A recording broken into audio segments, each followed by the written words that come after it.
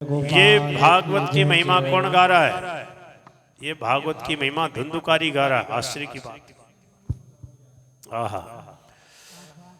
अस्मिन् वै भारते वर्षे सूरिभिर्देव संसदि। अस्मिन् वै भारते वर्षे सूरिभिर्देव संसदि। जब ताल में बोलोगे तो जितना जहां रुकना वहां उतना रुको, फुल समय दो जहां रुकना, तब ताल ठीक बैठेगा। अस्मिन् वै भारते वर्षे सूरिभिर्देव संसदि। अस्मिन् वै भारते वर्षे सूरिभिर्देव संसदि। अकथा श्राविणां पुंसां निष्फलं जन्म कीर्तितम्। अकथा श्राविणां पुंसां निष्फलं जन्म कीर्तितम्। अस्मिन् भारते वर्षे, इस भारत वर्ष में, वही निश्चय ही, सूर्य भी देव संसदी, देवताओं ने, देव संसदी, देवताओं की संसद में, सभा में, सूर्य भी, बड़े बड़े जो देवता हैं वो ये बात कहते हैं। क्या कहते हैं? देव विद्वानों ने, सूर्य भी मानी विद्वानों ने देवताओं की सभा में ये कहा है। क्या बोले? इस भारतवर्ष में जन्म प्राप्त करके भी जिसने कथा नहीं सुनी, जो कथा नहीं सुनते, अकथा श्रविणाम पुंसाम, जो भगवान की लीला कथा सुनने से वंचित हैं, जन्म निष्फलम कीर्तितम, उनका जन्म निष्फल चला गया। ऐसा बड़े बड़े विद्वान देवताओं की सभा में बृहस्पति आदि जो विद्वान है वो कहते हैं। बोले इस भारतवर्ष में जन्म लेकर के भी जो कथा नहीं सुनते, उनका जन्म और जीवन को धिक्कार है। किम मोहतो रक्षितेन सुपुष्टेन बलीयसा। तो रक्षितेन सुपुष्टेन बलीयसा। अध्रुवेण शरीरेण शुकशास्त्र कथां विना। अध्रुवेण शरीरेण शुकशास्त्रकथां विना। किम मोहतो रक्षितेन सुपुष्टेन बलीयसा अध्रुवेण शरीरेण। इस सुपुष्ट, खूब खा खिला पिला के सुपुष्ट कर रखा शरीर को, बलीयसा बड़ा बलवान बना रखा है। किम मोहतो रक्षितेन, मोह पूर्व इसकी रक्षा करते हैं। ये अध्रुवेण शरीर, इस सदा नहीं रहने वाले इस शरीर के द्वारा क्या साध लोगे, क्या हो जाएगा? अगर सुख शास्त्र कथा में ना भगवान की कथा नहीं सुनी तो ये व्यर्थ चला जाएगा। अस्ति स्तंभम स्नायुबद्धम मांस शोणितलेपितम्। अस्ति स्तंभं मायुबद्धं मांस शोणितलेपितम्। चर्मावनद्धं दुर्गंधं पात्रं मूत्रपुरीशयोः। चर्मावनद्धं दुर्गंधं पात्रं मूत्रपुरीशयोः। अस्थि स्तंभम, इसमें हड्डियों के खंभे लगे हुए हैं। स्नायुबद्धम, स्नायु का मतलब जो क्या है, इसमें नस नाड़ियां, क्या लिखा है? नाड़ी रूप रस्सियों से, नाड़ियां, स्नायु माने नाड़ियों से बंधा है, बद्धम बंधा हुआ। मांस शोणित का इसमें लेप किया हुआ। मांस मतलब मांस हो गया, शोणित का मतलब रक्त। क्या लिखा है? हाँ, रक्त ही है, शोणित का मतलब रक्त होता। मांस और शोणित इसके ऊपर लेप कर दिया गया है। चर्मावनतम, ऊपर से चमड़े से इसको ढक दिया गया, चमड़ी से। पर मूल में है क्या? मूत्र पुरीशयो पात्रम दुर्गंधम। हरे राम। मूत्र मानी मूत, पुरुष मानी विष्ठा।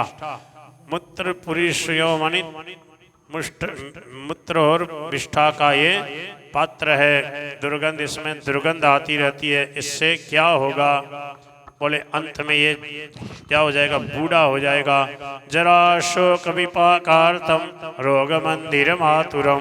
जरा शोक विपाकार्तम रोग मंदिर मातुरम। दुष्पूरम दुर्धरम दुष्टम सदोषम क्षणभंगुरम। दुष्पूरम दुर्धरम दुष्टम सदोषम क्षणभंगुरम। अंत में जरा शोक विपाकार्तम, इसमें बुढ़ापा आने वाला है। और अगर भजन नहीं किया तो तरह तरह से शोक में व्यक्ति ग्रसित हो जाता है। वृद्धावस्था और शोक के कारण यह परिणाम में विपाकार्तम, आर्तम मानी दुख देने वाला, विपाक मानी परिणाम में, रोगों का मंदिर है, रोग मंदिरम।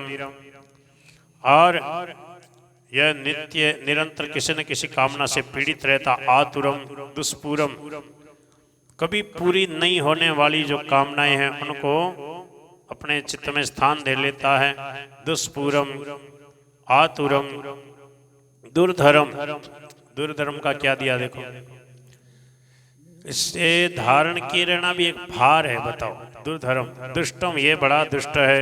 सदोषम, दोषों से युक्त है।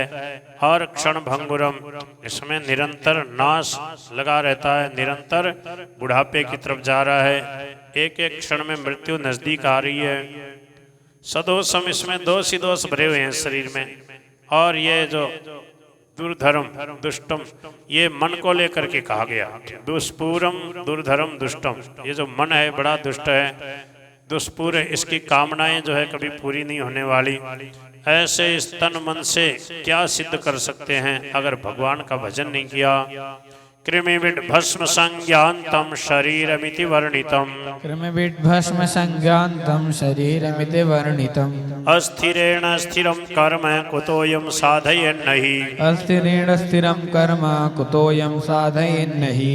इस शरीर की 3 गति होती है ज्ञानी जी। कृमि विड भस्म संज्ञान्तम, ये श्लोक कई बार स्वामी जी बोलते थे। जब इसको जंगल में फेंक देंगे तो कृमि, इसमें कीड़े पड़ जाएंगे। नहीं, कृमि कब पड़ेंगे, जब गाड़ देंगे तो नीचे कीड़े लग जाएंगे, कीड़े पड़ जाएंगे। बिड का मतलब जंगल में फेंक दिया तो पशु पक्षी खा के विष्ठा कर देंगे, और जला दिया तो भस्म संज्ञान्तम, इसकी राख बन जाएगी। इसकी 3 गति होती है। कृमि विड भस्म संज्ञान्तम शरीरम इति वर्णितम, ऐसा वर्णन किया गया है। अस्थिरेण, इस अस्थिर शरीर से जो सदा स्थिर नहीं रहने वाला है। स्थिरम कर्म कुतोयम साधयन्नहि, यह व्यक्ति, यह मनुष्य इससे अस्थिर शरीर से स्थिर रहने वाला कर्म अर्थात भगवत प्राप्ति क्यों नहीं कर लेता। यत् प्रातः संस्कृतं चान्नं सायं तच्च विनश्यति। यत् प्रातः संस्कृतं चान्यं सायं तच्च विनश्यति। तदीय रस संपुष्टे काये का नाम नित्यता। तदीय रस संपुष्टे काये का नाम नित्यता। यत् प्रातः संस्कृतं चान्नं, जो अन्न प्रातः काल पकाया जाता है, सायं तच्च विनश्यति, सायं तक उसमें दुर्गंध आने लगती है, वह खाने योग्य नहीं रहता। गर्मियों के समय में हमने कई बार देखा ज्ञानी जी, जैसे यात्रा में थे, अब वो बंद डिब्बे में रखी रही सब्जी, सुबह जल्दी बना के निकले। 2 टाइम की सब्जी, एक टाइम काम आ जाए, गर्मियों में तो दूसरे टाइम तक यात्रा में वैसी गर्मी रहती। फिर उसमें क्या है, खट्टी खट्टी गंध आने लग जाती। खाओ तो स्वाद उसमें नहीं रहता। बताओ, एक दिन भी नहीं रहता गर्मियों में। सर्दियों में तो फिर भी ठहर जाता है कि नहीं।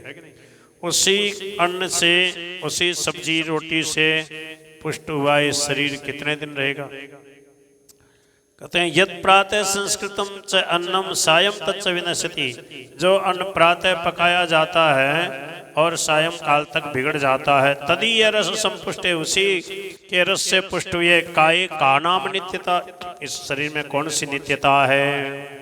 ये बात कौन कह रहा है, धुंधुकारी जी कह रहे हैं। बताओ, सप्ताह श्रवणाल्लोके प्राप्यते निकटे हरिः।